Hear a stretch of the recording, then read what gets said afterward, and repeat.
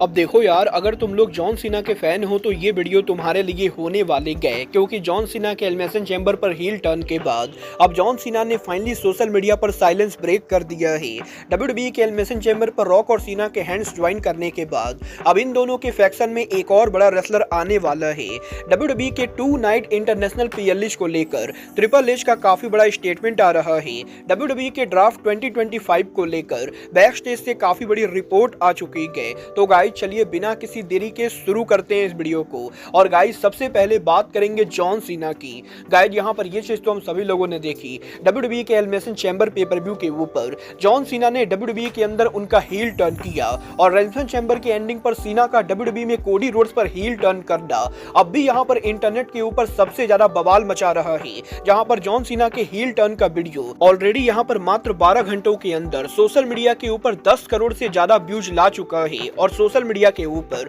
लगभग यहां पर 10 करोड़ से ज्यादा लोगों ने मात्र 12 घंटे के अंदर जॉन सीना का हील टर्न वीडियो देखा है। और इस रिकॉर्ड के साथ जॉन सीना का हील टर्न वीडियो डब्ल्यूडब्ल्यूई के और किसी भी रेसलर के वीडियो के रिकॉर्ड को ब्रेक कर चुका है और रॉक और सीएम पंक के रिटर्न वीडियो के रिकॉर्ड को भी ब्रेक करते हुए जॉन सीना का हील टर्न डब्ल्यूडब्ल्यूई के अंदर 12 घंटों के अंदर देखे जाने वाला सबसे बड़ा वीडियो बन चुका है। बट गाइस यही जॉन सीना के एलिमिनेशन चैम्बर पर हील टर्न के बाद अब जॉन सीना ने फाइनली यहां पर सोशल मीडिया पर उनका साइलेंस ब्रेक किया है। जहां पर जॉन सीना सोशल मीडिया के ऊपर आज यहां पर ट्वीट करके ये कहते गए कि डब्ल्यूडब्ल्यूई के अंदर कुछ चीजों को डिसिप्लिन करने की जरूरत है और अब यहां पर टाइम आ चुका है जब जॉन सीना कुछ चीजों को डिसिप्लिन करे। और सीना यहां पर सोशल मीडिया पर ट्वीट करके बेसिकली ये कहते गए कि कई चीजें हैं जो जॉन सीना करना नहीं चाहते गए बट उन्हें यहां पर करना जरूरी गए। और बेसिकली सीना यहां पर सोशल मीडिया के ऊपर उनके हील टर्न को जस्टिफाइड कर रहे गए। बट गाइस यही जॉन सीना के डब्ल्यूडब्ल्यूई पर हील टर्न के बाद अब सोशल मीडिया के ऊपर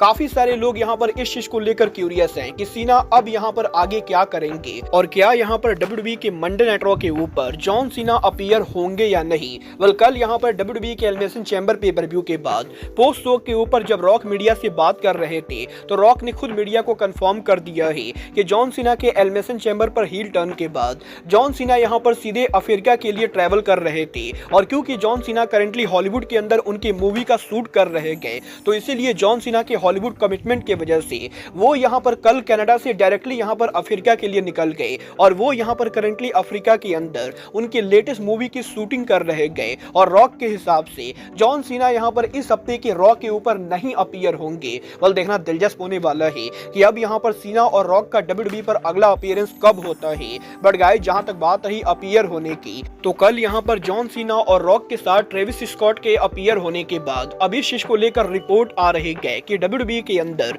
सीना वो इकलौते इंसान नहीं गए जो यहाँ पर डब्ल्यूडब्ल्यूई में रॉक को ज्वाइन करने वाले गए। गाइड यहाँ पर इस चीज को लेकर रिपोर्ट आ रही गए कि डब्ल्यूडब्ल्यूई के अंदर बहुत ही जल्द एक और कोई बड़ा रेसलर कंपनी के अंदर रॉक और सीना को ज्वाइन करने वाला है। और अभी तक यहाँ पर ये क्लियर नहीं हुआ है कि एग्जैक्टली ये तीसरा कौन सा रेसलर है जो सीना और रॉक के फैक्शन को ज्वाइन करेगा। बट डब्ल्यूडब्ल्यूई के रेसलमेनिया के पहले या फिर डब्ल्यूडब्ल्यूई के रेसलमेनिया के ऊपर ही हमें यहाँ पर कोई रेसलर डब्ल्यूडब्ल्यूई के अंदर सीना और रॉक को ज्वाइन करते हुए दिखाई देने वाला है जो यहाँ पर इन तीनों के फैक्शन को रिप्रेजेंट करेगा। वाला आपको क्या लगता है, ड्रू मैकिंटायर वो रेसलर होंगे या नहीं जो डब्ल्यूडब्ल्यूई के अंदर सीना और रॉक को ज्वाइन करेंगे? आप लोग मुझे कमेंट करके बताएंगे। बट गाइस चलिए फिलहाल आगे बढ़ते और बात करते हैं डब्ल्यूडब्ल्यूई के इंटरनेशनल पीएलएच की। गाइस यहाँ पर ये बात तो हम सभी लोगों को मालूम है, डब्ल्यूडब्ल्यूई कंपनी पिछले कुछ सालों से उनके रेसलमेनिया को 2 नाइट्स के लिए कर रही गए और डब्ल्यूडब्ल्यूई का समर स्लैम भी कंपनी यहाँ पर नेक्स्ट ईयर से 2 नाइट्स का करने वाले गए। और यही रेसलमेनिया और समर स्लैम के बाद अब डब्ल्यूडब्ल्यूई के हर पीएलई के 2 नाइट्स होने को लेकर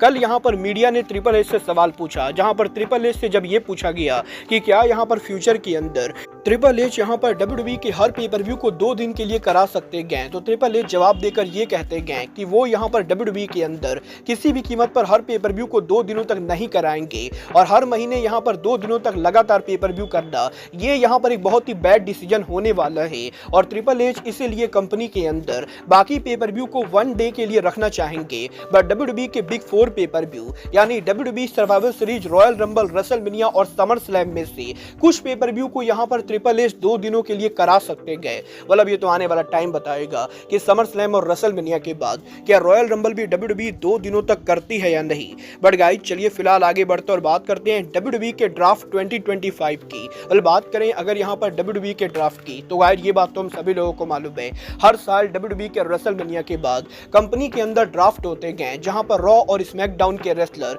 एक दूसरे ब्रांड के ऊपर यहां पर स्विच होते गए और साथ ही में NXT के काफी सारे रेसलर ड्राफ्ट के अंदर मेन रोस्टर के अंदर कॉल आउट होते गए। और अब यहां पर इस चीज को लेकर रिपोर्ट आ रही है कि 2025 के अंदर भी हमें यहां पर WWE का ड्राफ्ट देखने को मिलने वाला है और रेसलमेनिया के बाद इस साल भी कंपनी यहां पर ड्राफ्ट करने वाली है। और देखना दिलचस्प होगा कि WWE के ड्राफ्ट 2025 के अंदर रॉ और स्मैकडाउन के रोस्टर में क्या स्विच होता है और NXT के कौन कौन से बड़े रेसलर होते गए जो Monday night raw and SmackDown पर मूव करते गए। बट गाइस चलिए फिलहाल आगे बढ़ते और बात करते हैं best in the world CM पंक की। गाइस यहाँ पर ये बात तो हम सभी लोगों को मालूम है, CM पंक जब से WWE पर वापस आए गए तब से वो बार बार WWE के रेसलमेनिया के मेन इवेंट करने के काफी करीब आकर हमेशा ही बाहर हो जाते गए। और लास्ट ईयर रॉयल रंबल में कोडी रोड से हारने के बाद इस साल CM पंक एलिमिनेशन चैम्बर के अंदर जॉन सीना से हारकर रेसलमेनिया के मेन इवेंट स्पॉट को लूज कर चुके गए। और बैक टू बैक यहाँ पर दोनों साल ही रेसलमेनिया के ऊपर